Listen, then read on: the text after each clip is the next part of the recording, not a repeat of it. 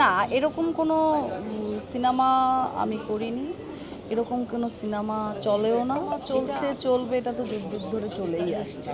আমি এই বিষয়ে জানি না, কারণ এটা অনেক আগের বিষয়, তো এখন আমি এটা জানি না। এরকম কোনো সিনেমা আমি করিনি। এরকম কোনো সিনেমা চলেও না। এটা আপনাদের মানে একটা বানানো কথা, এটা এরকম কিছুই না। হচ্ছে কি, চিলে কান নিয়ে গেছে, ওরকম একটি কথা। সো কমার্শিয়াল সিনেমা চলছে, চলবে, এটা তো যুগ যুগ ধরে চলেই আসছে।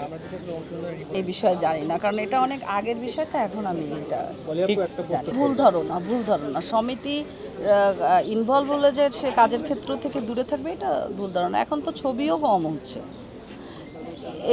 কেউ যদি বছরে, এখন একটা আর্টিস্ট কয়টা ছবি করতে পারবে? 2-3টা ছবি করতে পারবে। সো এর জন্য সময় বের করা খুবই ইজি।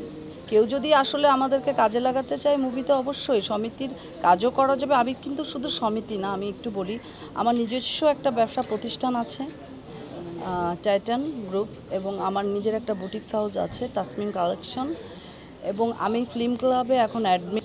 তো যে রাঁধে না, সে চুলও বাঁধতে পারে।